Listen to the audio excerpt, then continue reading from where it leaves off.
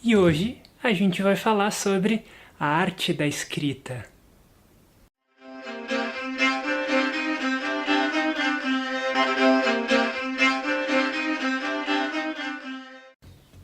Muita gente não sabe, mas eu tenho um livro publicado, publiquei em 2013, e desde muito tempo que eu pratico essa arte tão sublime que é a arte da escrita.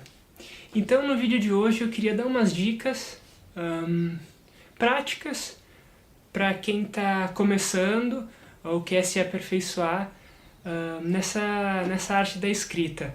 Eu não tenho um conhecimento muito teórico, digamos assim, muito técnico, eu não tenho nenhuma formação jornalística ou em letras e nunca fiz nenhum tipo de curso técnico, não que eu encoraje as pessoas a não fazer, mas dentro da arte da escrita, uma coisa já desde o princípio é preciso ficar bem claro, é qual é o tipo de escrita que você melhor desenvolve, aquele que você tem mais intimidade, mais gosto.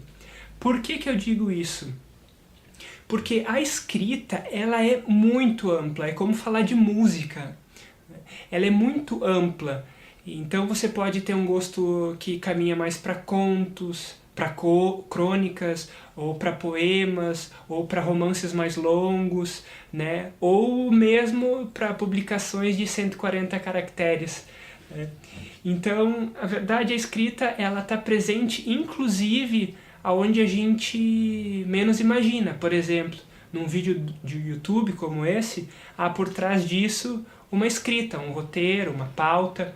Não que eu também faça isso porque eu não faça, mas muita gente, quando você vê lá falando alguma coisa, num vídeo, num áudio, há também a literatura. E, na verdade, isso normalmente acontece, né? Eu que sou uma exceção. Mas a literatura está presente ali. Então, em qual dessas vertentes todas você se sente mais confortável? Por que isso é primordial? Porque no caminho que eu escolhi, na escrita que eu escolhi e que eu acho que é inerente a qualquer uma das opções, seja ela uma opção mais técnica, ou seja uma linguagem mais simples, mais coloquial, enfim, é você ler e tá sempre presente naquele meio que você escolher. Por exemplo, é praticamente impossível você ser um excelente cronista, por exemplo, se você não tem o hábito de ler crônicas.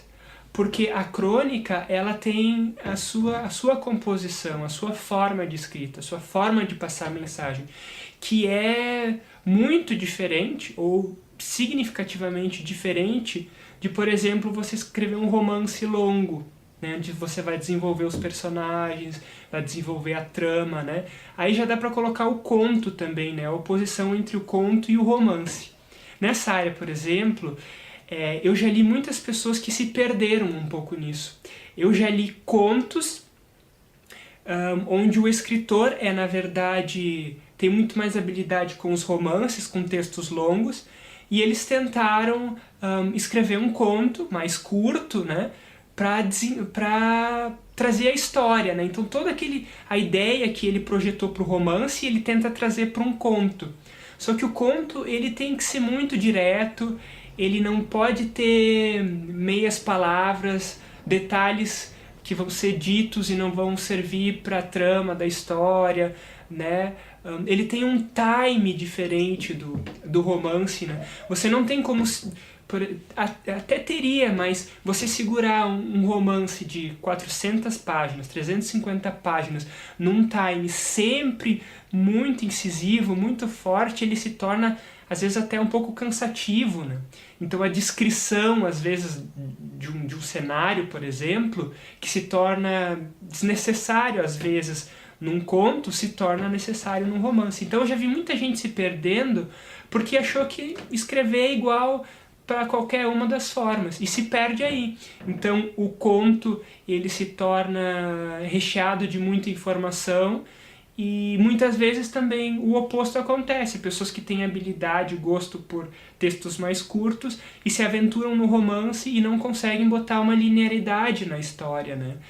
Não conseguem ter uma visão mais ampla, né? Não conseguem construir muito bem a trama, fazer com que detalhes que vão ser desenvolvidos lá no começo tenham uma ligação lá no final ou não, né? Não há necessidade. Às vezes você conhece alguém, por exemplo, no primeiro capítulo e ele foi importante para o primeiro capítulo e depois ele desaparece do livro.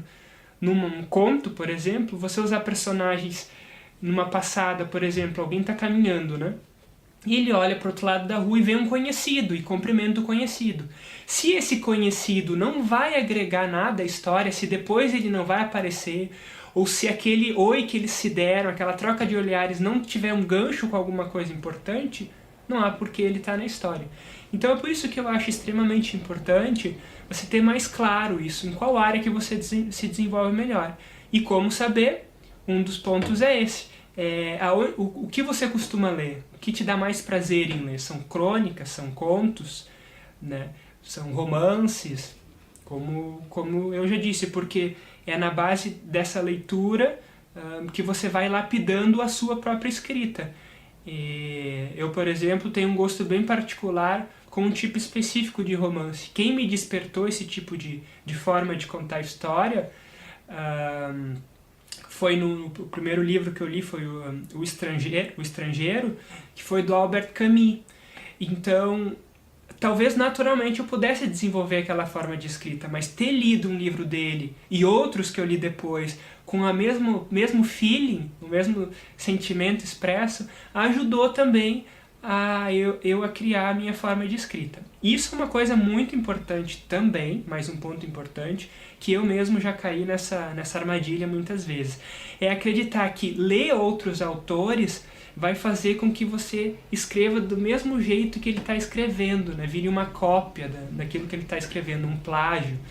Quando na verdade ele deve surgir como uma influência. Claro, você pode se tornar uma cópia, né? Provavelmente até mais mal feita daquele seu autor preferido. Mas se você usar da sensibilidade, você vai perceber os elementos que você pode pegar, o que você pode descartar e juntar com outros elementos. Por exemplo, fazendo mais um gancho nesse assunto, tem um escritor que é lá de Lajeado, inclusive onde eu morava, que teve uma sacada muito legal. Ele pegou a linguagem da internet, né, trocada através de chats, mensagens, e colocou isso para dentro da literatura, Ismael Canepelli. E, inclusive o livro dele acabou virando filme, depois foi roteirizado. E ele juntou, então, alguns elementos diferentes para criar algo interessante. Agora, a sua escrita não precisa necessariamente ser algo inovador, algo que ninguém nunca fez. Mais uma armadilha, de novo, para muita gente. Muita gente quer inovar e fazer algo totalmente diferente e acaba se empenhando tanto nisso que faz algo que é difícil de a gente assimilar, de mastigar. Talvez na cabeça do autor tudo está ali muito claro, mas quando a gente vai ler, isso fica difícil, né, de compreender, de entender. Agora, não quer dizer que você não possa usar também, mas mais uma vez tem que ter a sensibilidade para perceber se aquilo está sendo algo positivo, que vai agregar, inclusive, a literatura, ou se só vai causar uma confusão, né? E o leitor não adianta. Ele começou a ler o seu livro, o seu conto, o conto, a crônica, mais rápido ainda, né? Mas já nas primeiras páginas, então, no livro, ou nas primeiras estrofes do poema, enfim, se não está interessante, ele já descarta. Então, tem que realmente prestar muita atenção nisso, né? Para, de repente... Eu já li muitos livros que me chocaram e que eu gostei, foram positivos. Tem autores, inclusive, que ganharam o Prêmio Nobel da Literatura, mesmo sendo livros bem assim, chocantes. Mas não é obrigatório você fazer isso, né? Outra coisa que eu acho bem legal, uma dica bem interessante, eu, por exemplo, gosto de ler contos, crônicas, leio mais crônicas do que contos. Mas eu não tenho habilidade para escrever crônicas contos um pouco mais, mas crônicas eu não tenho muita habilidade. Conto também não é o meu forte, porque eu não consigo sintetizar muitas informações. Eu gosto sempre de colocar adjetivos, né, de comparar coisas com coisas, né, sei lá, tão inebriante quanto a bruma que envolve um bosque de pinheiros canadenses, por exemplo. Né? São coisas que eu gosto de fazer e que às vezes não se encaixam bem num texto mais curto. Então também tem isso. Eu uso elementos, o Albert Camus foi alguém que me ensinou isso, né? A usar menos vírgulas e mais pontos. Então são frases às vezes mais curtas, também de impacto, né? Mas são coisas que vêm muito da crônica e do conto. Né? São frases que acabam não ficando perdidas, tudo vai sendo aproveitado. Então, eu acho que é importante essa interação também, né? Você não precisa também ficar só preso num tipo de literatura, você pode...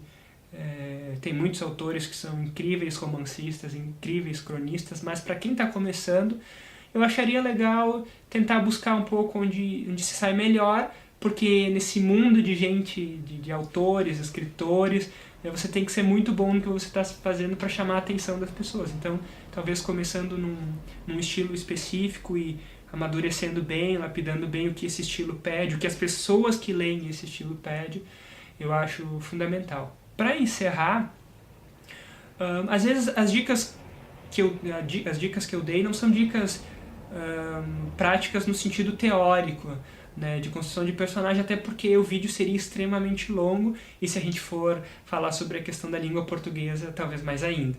Então isso fica a cabo de você ir atrás. Mas por que eu falei sobre coisas que talvez são um pouco mais subjetivas? Porque tem um livro muito importante para mim, né, que eu li, que foi muito importante porque ele me despertou para o amor à escrita, mais do que a parte simplesmente teórica. Eu separei ele aqui, que é do Ray Bradbury, que é um escritor fascinante, tem livros fascinantes, e esse livro dele se chama O Zen e a Arte da Escrita. Nesse livro, que eu acho fundamental, para qualquer tipo de... seja a escolha que você fizer, eu acho fundamental, ele fala justamente sobre a ligação mais mística que há com a arte de escrever, e não tanto com a parte técnica. Então acho que se você lê um livro como esse, e sente, né, aquela chama acesa em você que pede para ser vista, né, para virar um texto, então você vai ter muita chance de ter um trabalho bem sucedido. Tem algo que foi muito legal no livro que eu li, que para mim, que gosta de escrever romance, foi bem significativo. Foi quando ele disse que os personagens dele, e isso quebra, para quem conhece um pouco mais, quebra a lógica da construção dos personagens. Ele não cria um personagem e simplesmente começa a colocar, né, o que ele faz, o que ele é, quem é a família, de onde ele veio, para onde ele vai, né? Ele não tem esse caráter de construção descritiva do personagem premeditado.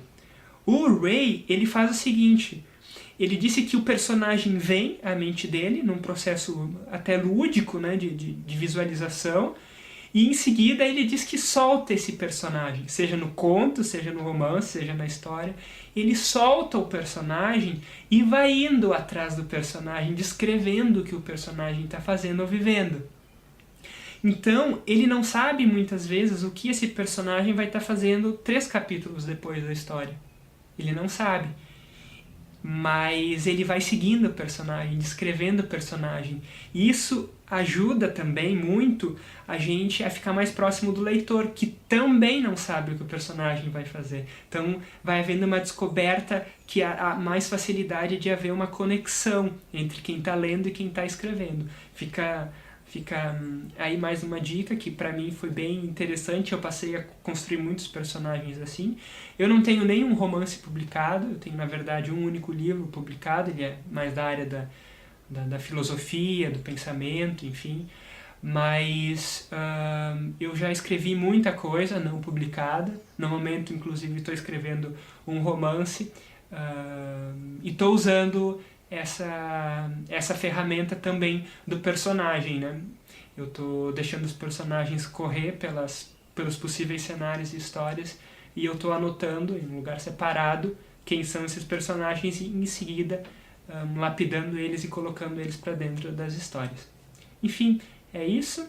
Se você tiver alguma dúvida, quiser conversar mais sobre isso, você pode falar comigo aqui pelo YouTube ou me procurar no Facebook, conversa inbox, enfim, hoje em dia não é difícil de achar alguém nas mídias sociais e eu tô nelas também.